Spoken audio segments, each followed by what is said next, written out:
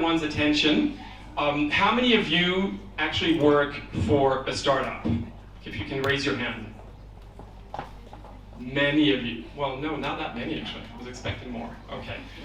At SC Ventures, we do basically three things. We do corporate innovation for Standard Chartered Bank.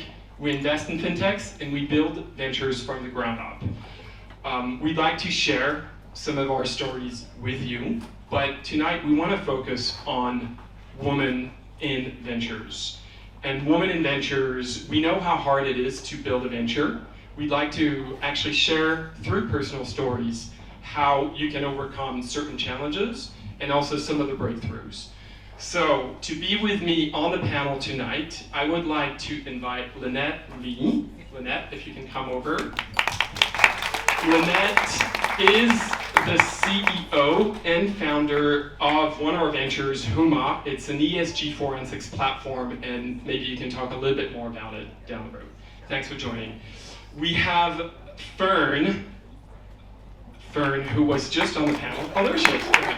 Fern, Fern, who is my former colleague and now is part of Audax, Chief of Staff for Audax, our digital banking and BaaS solution. Thank you for joining, Fern. We also have Kamaini. Kamaini is Chief Data Officer for Standard Chartered Bank. Thank you for joining, Kamaini. We have another Lynette Xiao, who is the founder of Safe Space, the digital mental health platform. Thanks for joining, Lynette. If you can just, yep. And Renuka, who is the founder of Musty Media, and who I found out is actually a very big star within my own team. So thanks everyone for joining.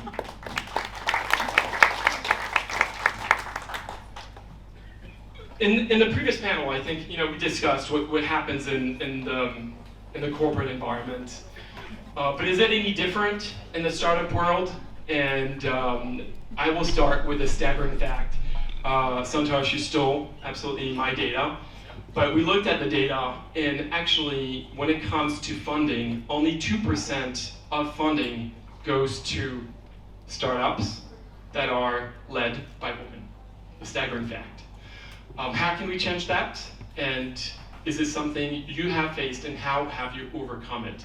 So maybe we can start with personal stories. Lynette, if you want to start, tell us a little bit about your story and some of the challenges you have faced as a venture lead. Sure. Thank you very much, Harold. And hi, everybody. I'm Lynette here. So maybe a little bit of background. Before I joined SC Ventures to do the startup, have always been an entrepreneur. So I'll share a little story behind what I felt was unconscious biasness towards getting deals and getting funding. So this came pretty much on the spot. So long ago, I was doing a deal in a country that was filled with a lot of bias against women. I think it's fair to say that it's Korea. It's a very tough place to survive when you're trying to run a deal. I was trying to close the contract. It was a room full of guys. So after dinner, they said, let's go somewhere for drinks. So this is not a corporate environment. So you get a lot of entertaining, a lot of entertainment going on. So there's only me and a Japanese counterpart, also a lady. We were brought to a club. It was a very uncomfortable club. It was one of those clubs where you actually pay to have people walking around you, and you pay for services to sit next to you. So it is a bias, because I realized what the guy was trying to do was to push the button and push the limit. He effectively said, women shouldn't be here doing deals. This is what you will actually see when you're trying to cut a deal, right? I was like, oh, this is interesting. I don't think that we shouldn't be here, but I think you should respect the fact that we might not be comfortable here. I'm happy to sit with you here the whole night until we get the deal done. It's just one of those unconscious bias. We managed to close the deal. I think one of the key things is not because I was stubborn. It was because I actually, ignoring the cute looking guy sitting next to me, I talked to them a whole night passionately about my project and how much I need you to come on board with me. I didn't give him a break. So we have to be quite relentless in this space to get funding. And because there is bias in different countries and how they look upon us. So for me, it's how do I get rid of that unconscious bias that's been said, like what earlier on has been brought up in the earlier panel. we'll pass it over to whoever. So, Lynn, you probably have an actual entrepreneurship story, and then I can follow on. You want to try? Okay, sure. So I mean, after hearing your story, I think I had it a lot easier. No KTV drinks. Yeah. So my name is Fern. I'm the chief of staff of Audex. Audex is one of the portcos of SC Ventures. It's a digital banking platform. We were the ones who enabled Standard Chartered to become the first global bank to provide banking as a service in whole of Asia. Yeah. So we just spun out our press release just went out last week. So I'm very fresh. I'm still reeling from the trauma of setting up a corporate venture. Right. So going back to the question, right, the kind of challenges, I think I'm very blessed. I never had to go to a KTV and sit there. But the downside is I also never had a handsome man to look at. Okay. But I think something that I would like to share is not many people have the opportunity to build a corporate venture. I've had the opportunity to, and I can just tell you, building a corporate venture is very, very hard, right? You know, for us, in terms of challenges, it was just the magnitude of the job scope, because essentially what we did was we built a digital banking platform within the bank, and what we did was we ripped out the entire IP, and then we used the IP, we set up a separate fintech company where we now can serve other banks, right? So you can imagine if setting up a startup is tough, setting up a corporate venture is very tough, because the amount of legal documents that we had to go through, the number of clearances just from tax, from risk, from compliance, and from MOM, you know, it was just very difficult. But we made it, right? And to me, I am a working mom, right? I've got many kids. I've got a husband who travels. So for me, for a lady who works in a venture, corporate venture, for me the tough part was how do you handle work and life, right? And I think this is something that's I think other people, more females here can understand. But for me, it's really just about grit, right? You had to go through uncomfortable situations, but for me, it's really about staying true to the cause, right? There were stages where we were like, will we get approvals from MOM because we had issues with EPs? Were we going to get funding from the bank because maybe the funding wasn't going to get through? But for me, it's really about just staying true, having grit, and being very, very clear. Like, this is why we're doing it, and then we push through. All right, let me try to build on that. So for those of you that don't know me, especially those who are here from Standard Chartered or SC Ventures, so I only recently started with the bank. I started and I now serve as the group chief data officer for the parent bank. I also happen to be building on a theme I think that Charu brought up at the last panel, right? You talk about thinning in the middle. That thinning in the middle is a non-existent middle if you happen to work in technology, science, or God forbid, mathematics and engineering, right? And I've had the good fortune and misfortune, depending on which side of the coin you're looking at, of working in all three of those over my 3-decade career. And I started as a medical device engineer on software, working with all kinds of complexities of engineering a medical device, working across all kinds of modalities of engineering. And then I went from there into doing more typical data and AI types of roles to today, now straddling a completely different industry and second return back to this industry. Somewhere in the middle, I decided that I was going to scratch my entrepreneurial itch, and I am happy to report, if I'm back here, I'm the story of how 95% of small startups are going to fail in their career. The odds are stacked up against you, right? And so the two failed startups that I had attempted to start, first was a service industry gig, and it was a service industry, healthcare services industry, actually trying to start the business here in the Asian corridor, while I and my family were based out of the east coast of the US. The biggest issue with funding that was the US wouldn't fund it. This is 2012, because the basal data and services were being offered here, and there weren't as many avenues in 2012. There were no VCs and women and increasing participation. That was the reality challenge. And that's the hard story.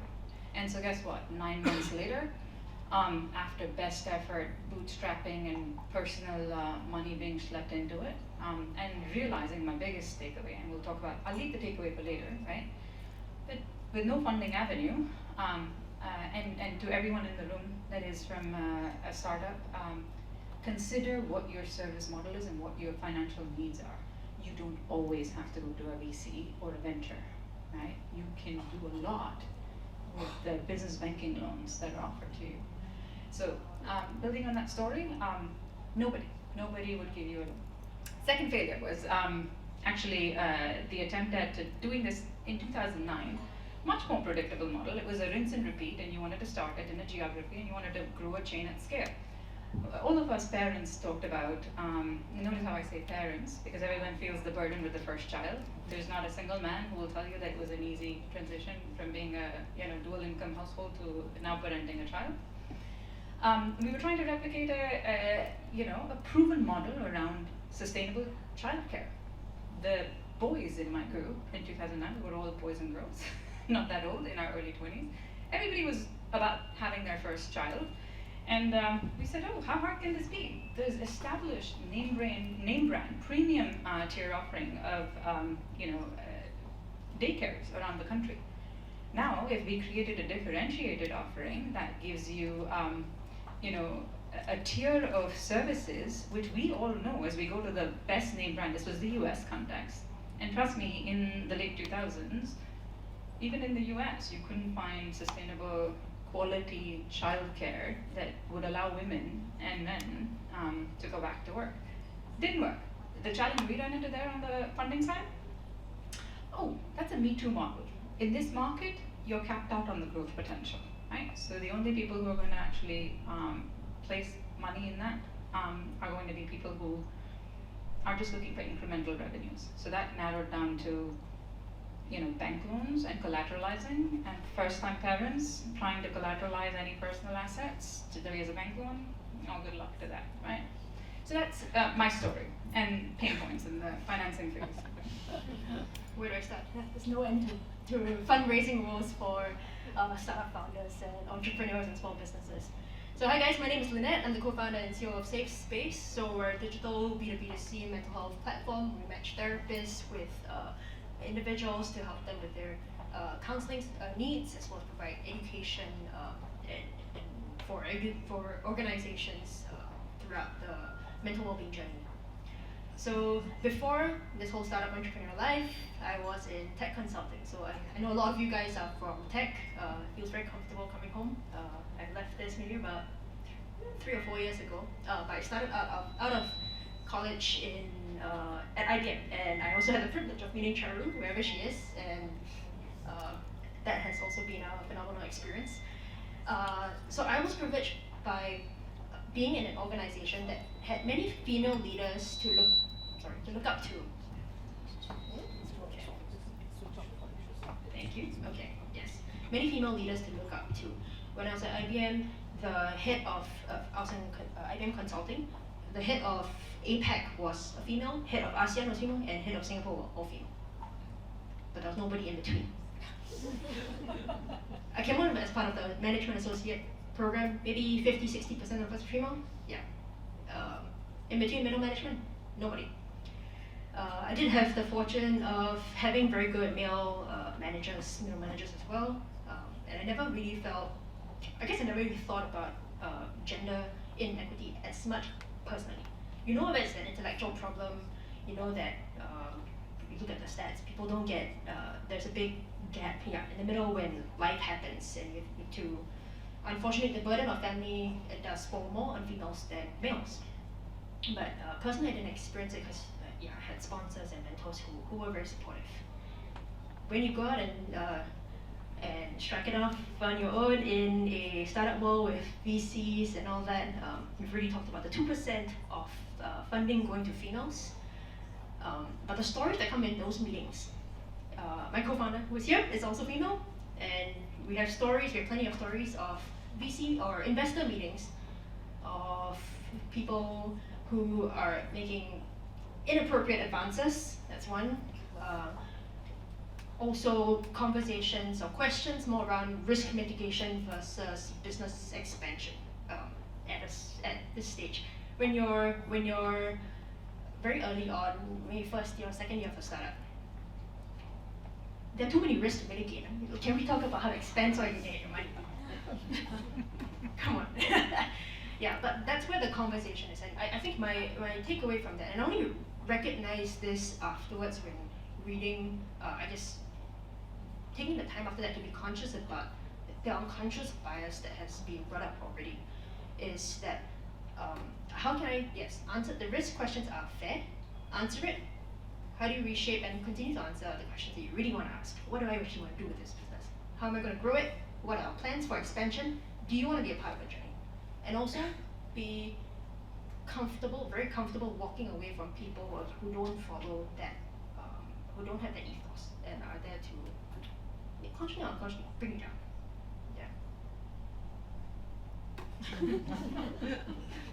I love that look. Hi everyone, my name is Renuka, and yeah, thank you so much, Harold. Well, everyone in your team knows me, but you didn't, right, till today, so you gotta catch up. Download the app. Thank you. So I am the founder of the only Indian live media platform in Singapore. And when I say Indian, I mean Bollywood. And this started way back in 2009. I'm a management consultant by profession, so I had no intentions of really getting into entrepreneurship or anything like that. It was pretty much by chance. And I just kind of, the initiative. I used to be an avid radio listener back in Delhi, where I come from many years ago. So I wrote to MediaCorp and I said, there is no Bollywood radio station, what's going on? And they said, okay, come in, let's have a chat. And I gave some random numbers, yeah, there's so many Indians and whatever, and I'm sure this is a great business idea. I don't know what happened to me. So, so that's said and done. They invited me for the conversation and they said, where do you get the numbers from? And I said, okay, this is Singapore. What I didn't realize was numbers are never released. So how did I come up with the numbers? So well, that's where the journey started. So there was Big FM from Reliance back in India setting up their base in Singapore, and they did in 2008 as the first Bollywood radio station. And he said, just go and meet them, and maybe they sort of want you along or whatever. They were looking for a jock, and I had no training as a jock, right? So I failed, which is great. And 9 months later, they had to get out of the market because they couldn't sustain. And that's when I was called again by MediaCorp, and I said, okay, we're going to introduce you to another guy who's from Bangladesh. He doesn't speak Hindi, but he speaks, he wants a Bangla station. We're not ready to give him that license. So we want a Bollywood. You both can just join hands. So that is where my journey towards, this is entrepreneurship started. So, well, I became a co-founder by chance. I loved well, I have the mic now. I don't think you're going to get it. So I started hosting Sunday shows, and that's how the whole station was set up. So I learned from my first jock, after a lot of employment passes, challenges, whatever, the lady who came there, she sort of taught me how to do live shows, and that's where the journey started. It was a 3-hour journey with a station called Expat, XFM 96.3, and it was called Radio Masti. And that's when, 7 years later, now I had a partner, and with all due respect to all the guys in the room, I had a partner. 7 years later, he didn't feel that I was good enough to be told that our station was being shut down. So he was our point of contact, because I continued working. I still work. I have a global role with a multinational. So I do kind of juggle between, a full-time job, a global job, as well as a full-time radio station or a media platform now. So, well, that happened, and I got to know from the newspaper that my station is going to shut down. I said, awesome, wow, what is this? Yeah, now I was the face, because I was managing pretty much the business. I had my credibility at stake. I had my clients kind of asking me, calling me, what is going on? You have our contracts, what's going to happen? So I said, all right, let me first ask him. So this guy, he started crying on the phone.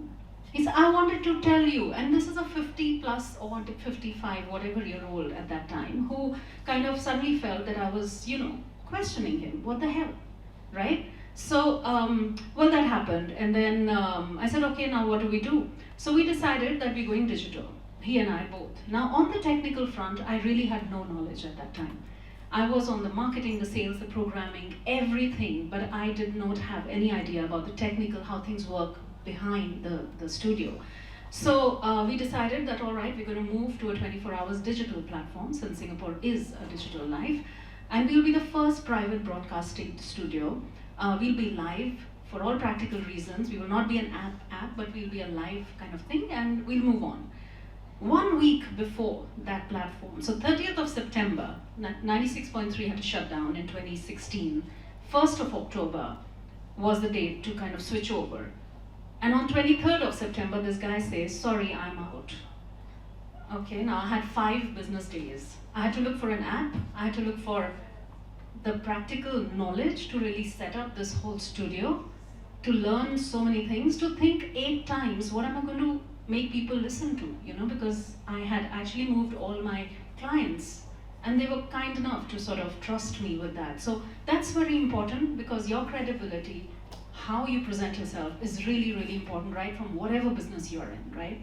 So with that, 5 days, and yeah, I managed. So on the 5th day, I had already the Play Store. That's pretty much easier to do, right? But I had the studio going. I had my team, which I really cannot forget, because my team, if they're not supported me, so I had my team from the 96.3 saying that we trust you completely and we're going to move with you. But suddenly I had to be my own investor, because there was no time, really, there was no time. I had to move to the studio, I had to get my, all the, everything, the equipment, the broadcast, understand technology, get whatever. So that happened. It became more of a Bollywood story for myself, I tell you.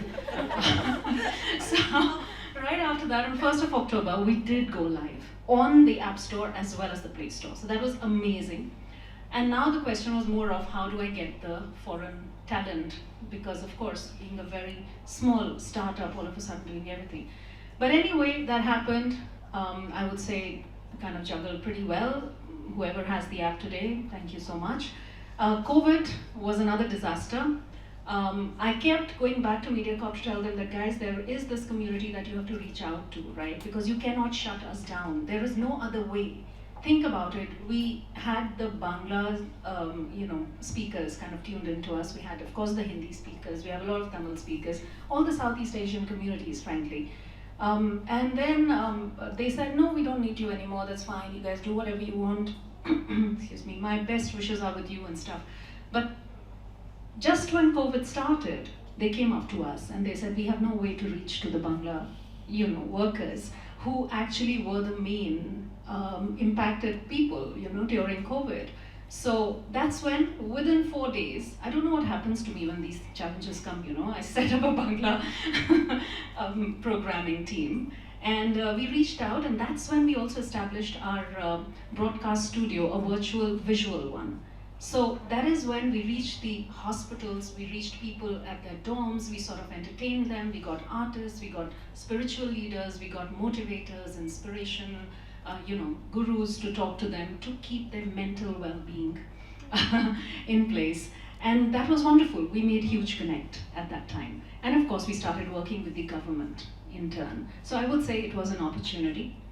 And and then post-COVID, we continue to work with all the ministries, and that's how I would say part financing, working for the country, making sure the community is well taken care of, and at the same time, of course, carrying on with this platform, which is now not only a 24 hours radio, but it's also a media visual live platform. That's our niche. And we have an RJ Academy to also kind of make sure that local talent is groomed, and we give them, we offer them internships and stuff. So it's an all-in-all self-sufficient sort of a model.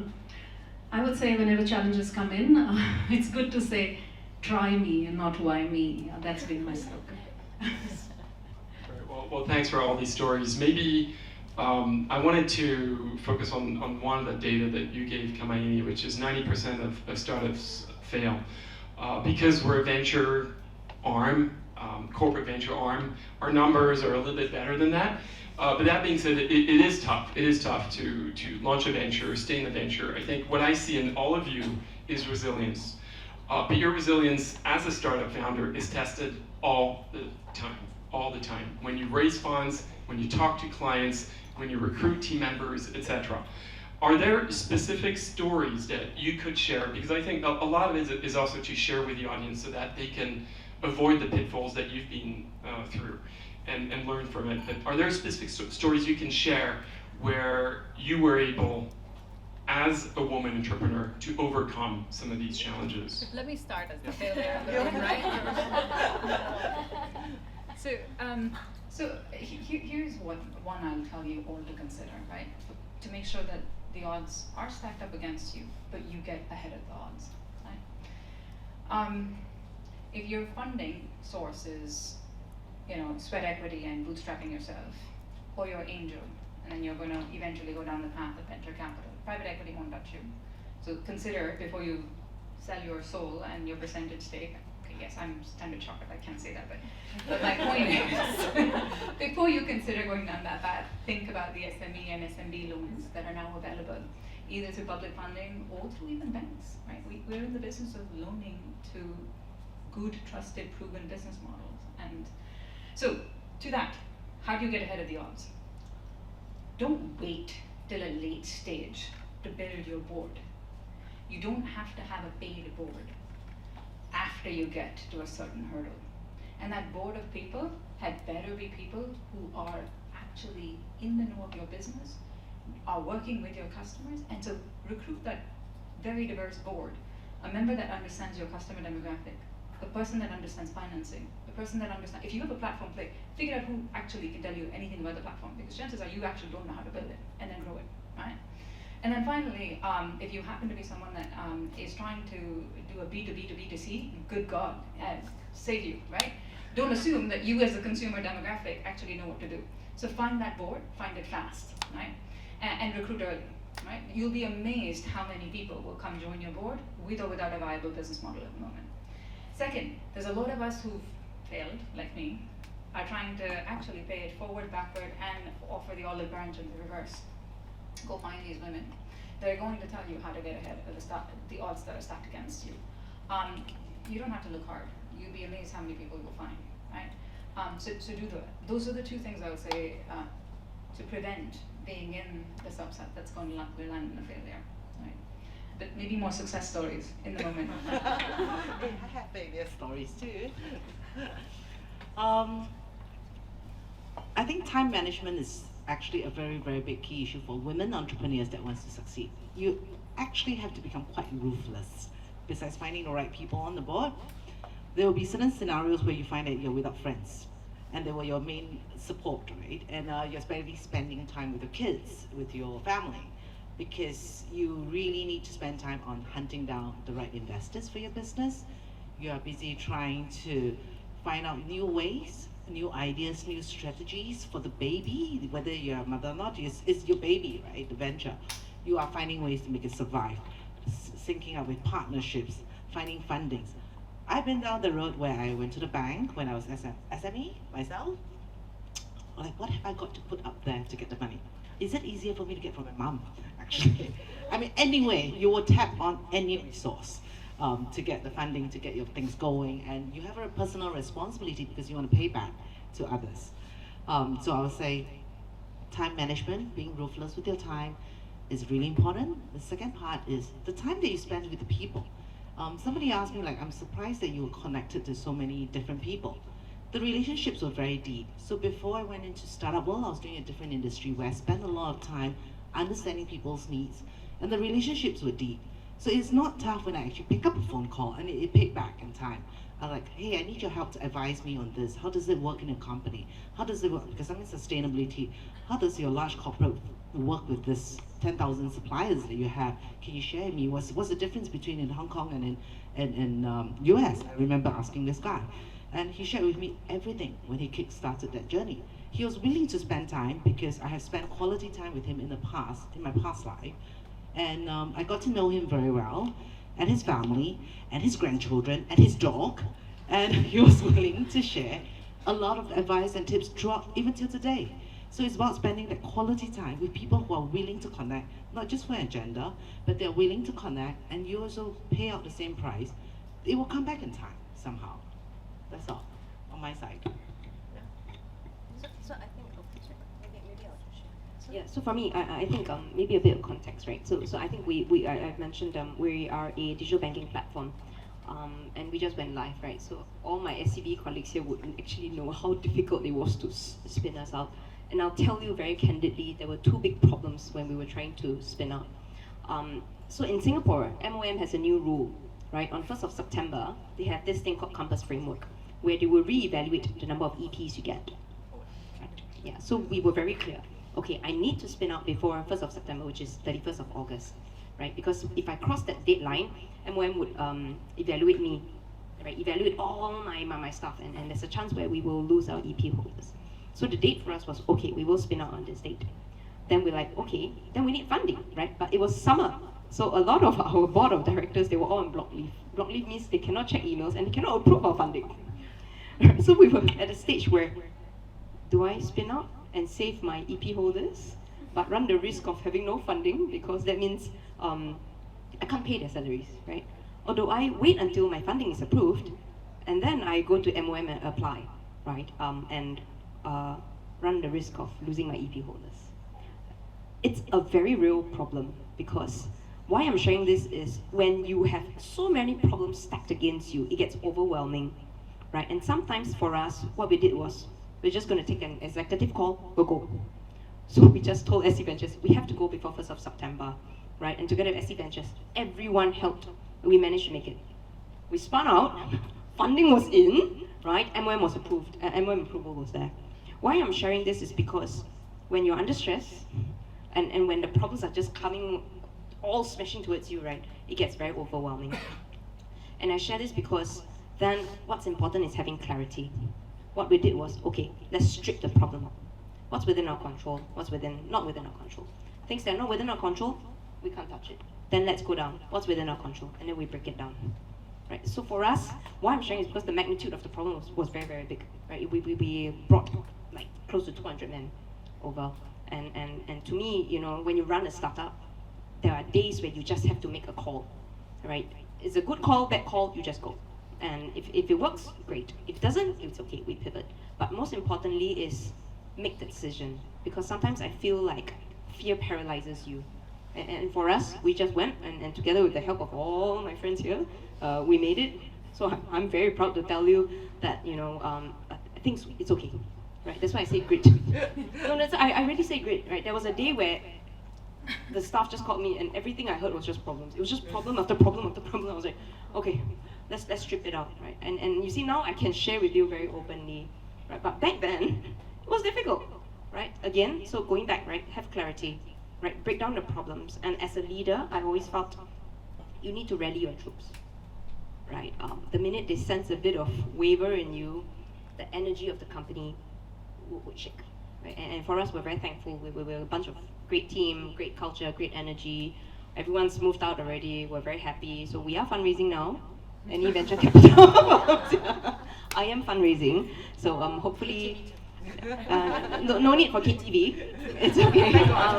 But right now, I'm very happy to extend the virtual data room open to you.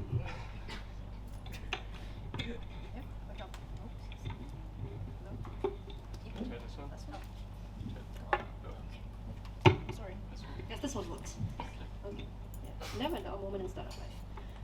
Okay, so in terms of, so I'm not a gambler or a statistician, but I still choose to take the 2% odds for raising VC money or for doing a startup and the 95% failure rate. I think that stems down to a very big like personal reflection and all that. What I want to spend my time doing, it is firstly is what is the problem that we're trying to solve. I always enjoy work, even in corporate life. Previously it was intellectually stimulating, now it's soul satisfying. So I know it sounds corny, right? But you gotta be a bit crazy to go and do this 24/7, right? Yeah. So firstly, I think I've tried doing another startup before, when I was in school and all that. It didn't really stick, and the reason was just because I wasn't all that sold into it. It was a fun problem. I think there's a business need. I think there's a gap in the market, but I'm not willing to take that much personal risk yourself. I think I resonate a lot with what Lynette said around suddenly you don't have time for your friends, suddenly you have no friends. Your friends are only, yeah. And your family, you barely see your family if they're understanding, thank goodness. You might still have a home to come home to, but if not, sorry man. Yeah, but also about the relationship that you build. I think in every interaction, when you're so time stretched, it's very easy to say that, hey, maximizing my time means immediate ROI. But at the same time, how do we make time to have that authentic connection? I'm saying, this is what I want to do. This is what I am dedicating my time and my career to doing. If there is a fit, no. But if not, we'll just exchange ideas. If there's a fit, sometime along the way, or if we can help each other in the way, so be it.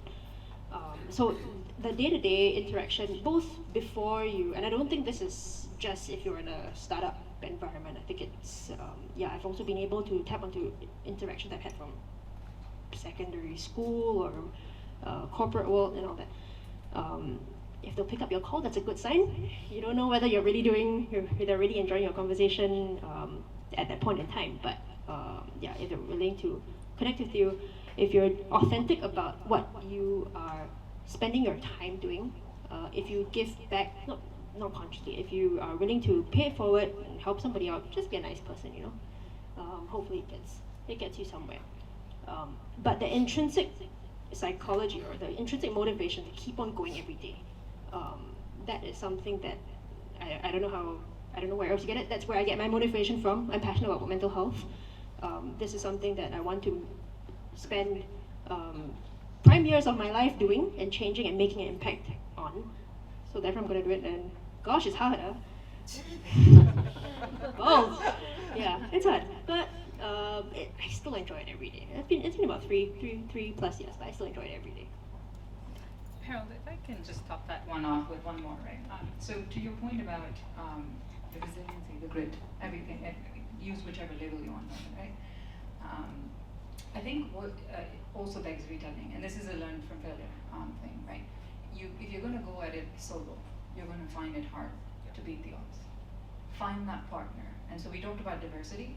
Find a partner that's going to be on every possible dimensional continuum the other end of you.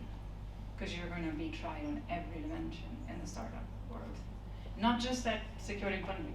When shit hits the fan, you're going to need that person on the other end to pick you up on those days. I thought that's another one, right? To when you're in it, you get past the first hurdle. That's what keeps you going. As a matter of fact, I mean, one of the criteria that we look as a venture arm is the team, and is the team legit? Is it credible? Is it resilient? These are absolutely a key component of a successful venture team. But maybe Renuka, if you can tell us a little bit about some tips as well on your side. Yeah, absolutely. So if the story was not giving a lot of tips while we went through it, let me tell you that every morning, definitely, an entrepreneur wakes up with a question to oneself: why am I doing this? What's wrong with me? I can really have a much better, easier life. Why don't I just use all my skills and join a company, join Stanchart, have a good life?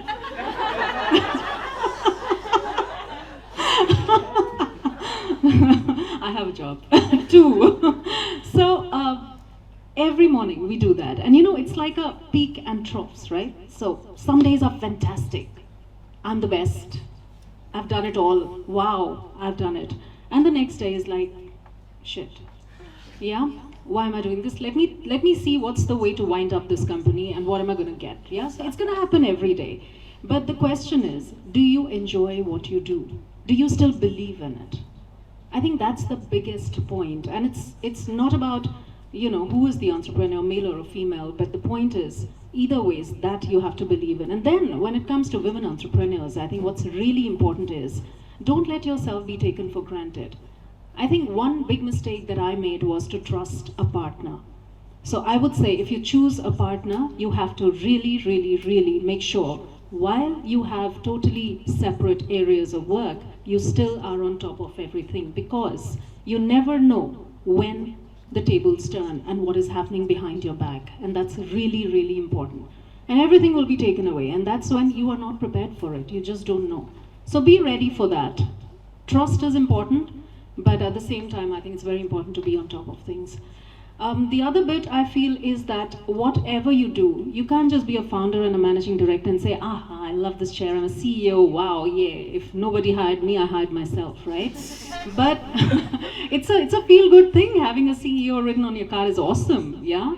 But end of the day, you are responsible for a lot more. It's not just the company's image and the business and the P&L at the end of the day. It's about everything, and you must be reachable. So what I do is I make sure that I am in my studio at least twice a week without any jock. I just do surprise shows sometimes. I decide to host shows. I hear so much about, this jock is so boring. I know who hired him, and it's me end of the day who's hired, but it's good to see. And you hear a lot, and I think that's really important, because even from your clients, although you have a team that's between you and the client, but still make sure that you reach out and you are in control. Don't let go. And when I say don't let go, I think that's a typical female thing which is coming out of me right now, but that doesn't mean don't delegate. It doesn't mean be a perfectionist. No, there is nothing like a perfect entrepreneur, and there is nothing like a perfect organization that exists. There isn't. So give it up. Women have this, I am the best kind of a thing most of the times. It's okay to let go. It's okay to delegate. It's good to make mistakes. We all learn and we come out stronger. So I've learned that. I think a lot of what you have shared would be true for any entrepreneur. And all the takeaway, all the tips that you've given would be true for any entrepreneur. But I want to take it back to actually getting more women entrepreneurs, and what should we do from an ecosystem so that we have more women entrepreneurs. And I'll stay with another fact, so a few facts for tonight, I guess, but only 6% of startups are run by women in this part of the world. So meaning 94% are run by men. So what do we do to reverse it, or at least to decrease the gap? So a few tips, if you were to give tips to ecosystem partners like us, what should we do to promote more women in leadership positions within startups? I give a go at this. Okay. So I'll say the 6% was very scary when I hear it, because on one hand, I'm looking at myself, I'm a female founder. I'll have more challenges in raising funds. That's when I started thinking, how am I going to get more funds down now, this way? I have to spend a lot more time working with clients, and I'll echo what you mentioned earlier on, allyship is actually very, very important to me. So somebody asked me earlier on, like I see you in a lot of panels, in all honesty, a lot of times were friends, connects, the network, the allyship that asked me to join them to help in different areas, and from there, it might not be totally relevant in my fundraising process, but I got to know a lot of people who's like, hey, I heard you're raising funds, you want to talk to this guy? I will grab every single chance to talk to anyone possible. But of course you filter a little bit first, right? You hit the right, there's no point hitting everybody else. I think that allyship is very, very precious. The fact is also, you become I was quite surprised when that person mentioned to me, because there was a point I realized that it was someone that she looked up to. She was like, I can't believe your energy level, that you're doing this, you're on a call, you're replying to a WhatsApp at like 11 o'clock and you're sending something out at 6 a.m. I think it boils down to the energy, the people around you that gives you this positive energy. That's why I said be ruthless, cut off the toxic ones. That's just gonna be blamers or like just get you down. You need to know who you want to hang around with, who are the people that motivates you, and you give that same energy back to the people who appreciate it. There are some that you need to cut, just cut. I've cut up a lot of people, you won't believe it. It was ruthless. I was asked why. But we need to make certain decisions that way, because that boils down to what you want to do. When you're asking, like, you wonder why, right? I mean, of course I wake up some days like, what am I doing, right? Why am I doing this? I always boil down to 3 reasons. If you love whatever you choose to do, there's always, you become very focused. You share with the people in your group, share with the ones. Is it time that is very precious to you? If it's time, don't do a startup, okay? You want to spend time hanging at the beach. Is it the money that is there? Find a better corporate job. get mentorship from better leaders, go be a politician. Yeah. Like real. Or last thing, is it the power? A lot of times, actually, the entrepreneurs, what they crave for, what drives them, for me, myself, I know, is the power to make a change, which is why I strongly believe in sustainability. In fact, women empowerment, helping out, touching base with one another, the allyship, is part of the social category in ESG, which is quite unknown at this point, and I strongly believe we can all make a difference. We can get there. We can try to find solutions. Reach out to people, and people who are there in a higher position, take a little bit of time for the ones that reach out to you. It will pay back in time, and even if not, take it as something that you learn from one another.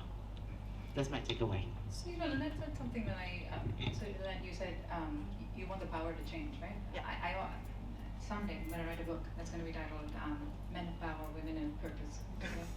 But that think it already aside for a exists. second. Okay? Anyways, without alienating our allies in the room, that was not the intent, right? I think here is a tangible thing that I think we as women entrepreneurs lose sight of. There's a lot of consumer-oriented services and business-to-business services, where as a female, you're actually better positioned with an insight that allows you then offer a differentiated service or a unique offering. Mental health. For those of you that actually work in healthcare, do you know that 70% of the world's healthcare decisions are made by a woman? All right, so how are you going to use that if you have a healthcare-oriented business model? Right. Second one, services, right? Most services and service-oriented industries, we talk about the middle and thinning in the middle in non-tech and tech and any kind of industry vertical.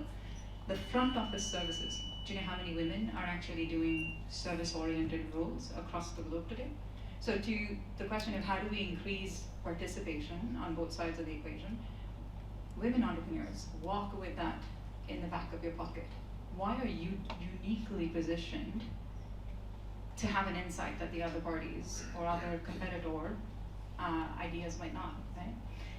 Specifically, and so this needs a little bit of a SWOT analysis, right? Strengths, weaknesses, opportunities, threats analysis on your particular business proposition.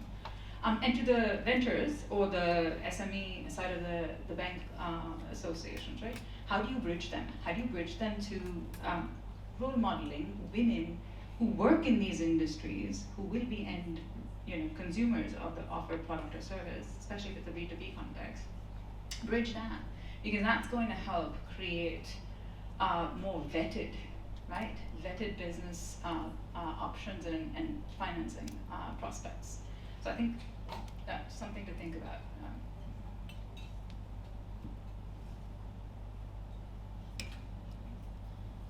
I want to go back to business metrics. For all we talk about gender equity and all that in the entrepreneurship ecosystem and any business, it's down to the metrics. So to the entrepreneurs, firstly, make sure you have a good sense of that at all times, your character LTV, and have all your numbers right there. To the female entrepreneurs, next, create the opportunity for yourself to speak about them. If the investors are not asking you those questions, you bring it up. Ultimately, if it's a good business model, if they're good business metrics, that should follow on with some investments and all that around it. So yes, one, have a good sense of your numbers and your business metrics. Next, if the opportunity I'll say that the opportunity for you to speak about it is perhaps not as forthcoming, create it yourself. Bring it up in the conversation. Put the numbers there.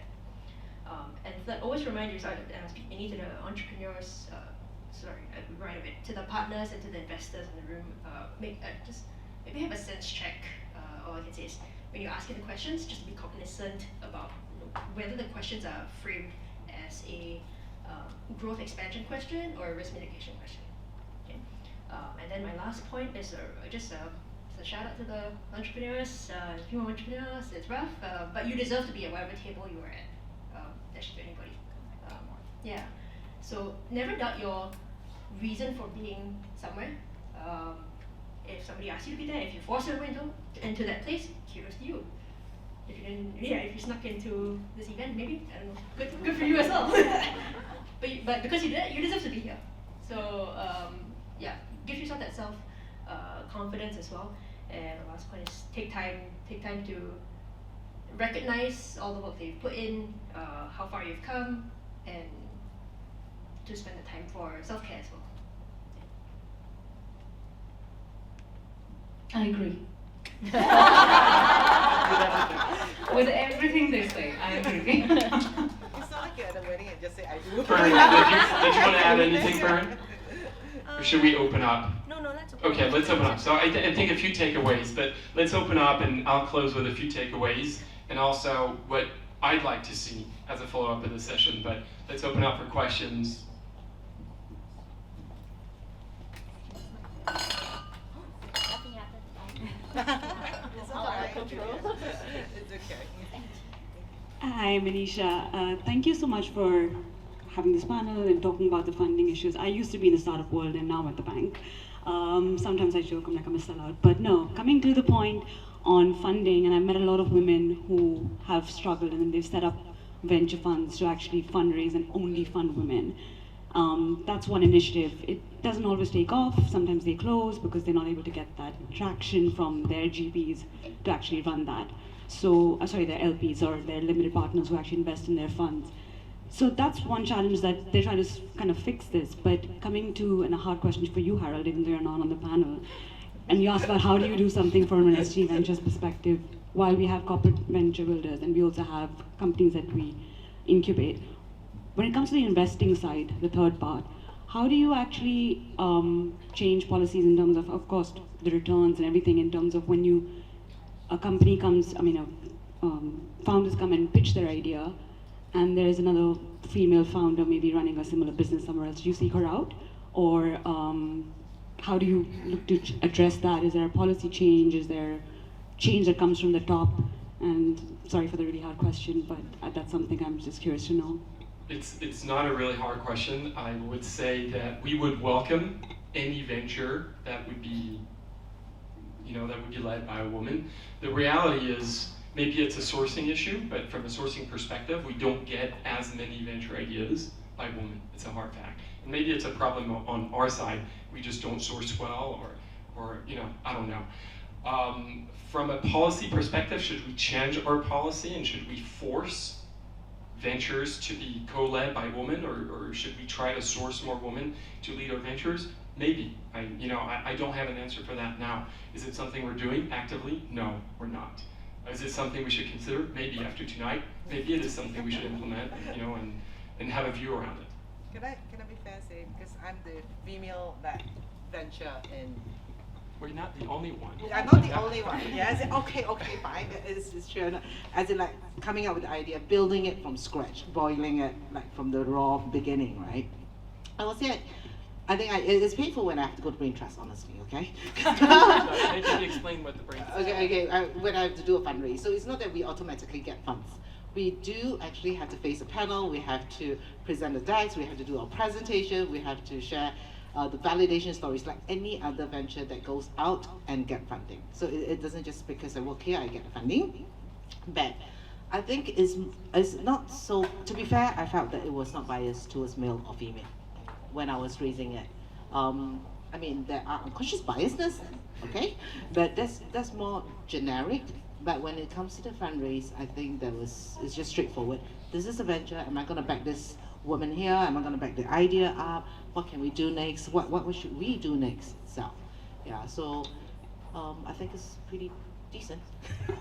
So maybe if I add, right, sometimes I think we're over-fixated. It must only be a women-led venture, but the truth is you can also have a very gender-diverse management team, and it works fine as well. So I've seen many venture capital firms, right, where they back companies.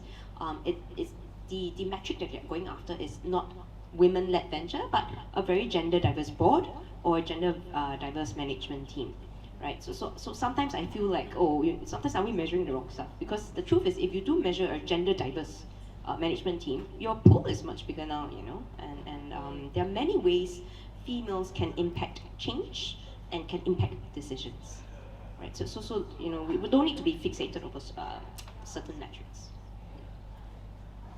Any other question?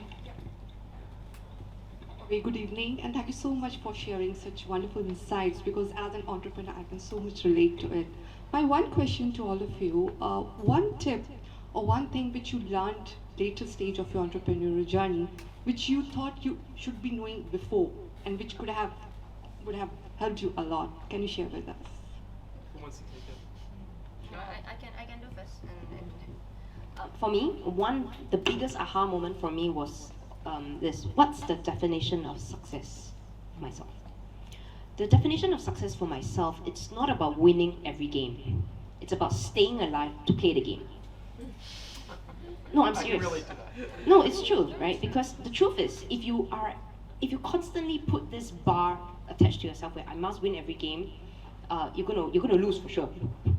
Correct? But if to me, success is to stay, right, so that I can play the game and play the game longer and smarter, then that's success to me. Because the truth is, I will not be able to win every game. Right? I've got kids, my husband is working, I've got family, the truth is I will never be able to win. Right? So to me, that biggest aha moment was when I redefined what success looks like for me. I'm a lot more lighthearted, more open, and my perspective changed. And maybe that's why I'm still here. I think the one I will highlight, especially if you happen to be venture or private equity capitalized, right? When you get to that stage, maybe private equity is an admissible capitalization option as well.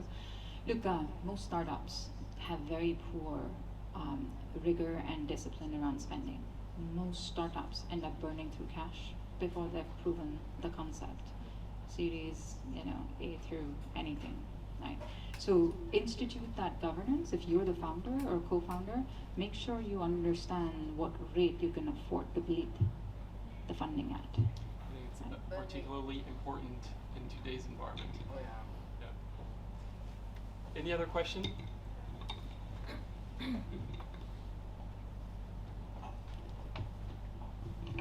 Hi, my name is Eugene. I'm the CEO and founder of a company called Sales Innovation, and we help startup companies sell.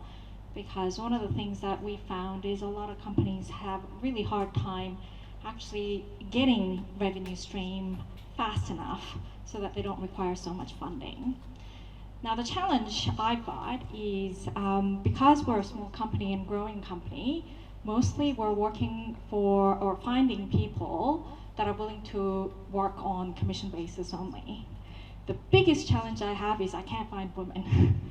So I'm a female and passionate believer of this cause, but actually apart from me, all of my other staff are male. And I cannot for the life of me find women in whatever age group that are willing to take that risk, because a lot of women do have that kind of dual responsibility between managing their family and their careers. And I just wondered, what was your experience, and did you have to do anything? What do you do to attract more women with the perceived perception of, well, not perceived, I mean the actual reality of risk that sits in the kind of the work that we do? I think when it comes to women in entrepreneurship, this is something which is, I would say there's reality as well as perception. So the reality is, yes, there are fewer numbers, also because we have the traditional roles that we have to juggle between. So we have to be, everywhere. Not everyone wants so much stress in life at every point, so they give in to that. It's not that they don't want to be. So I guess what's important is the support at home, which is really important, the encouragement. I think the responsibilities have to be shared. It is also about the gender-based kind of thinking, the misconceptions about women. All that needs to be worked right at your home to really encourage entrepreneurship. But from our end, I think what Stanchart is doing is amazing. I see a lot of former startups, colleagues being here now, which is great. So they are actually encouraging people who may not have been very successful or not been able to give their best in startups to join the bank. So there is always that, okay, go try it out. There's always something else in case you're not able to. I think we got to just start trusting and believing in women a little bit more, which won't happen overnight, frankly. It's going to take time. Because you know what, personally speaking, and also to answer Charu's question earlier, which was about what we learned later in life, you know, usually, not to be a women's lib kind of a promoter here, but kind of I noticed that when a man is being totally focused on profitability and running a business the way he wants to, he's seen as a good businessman. But when a woman tries to do that, many times she's perceived as, you know, she's trying to be difficult.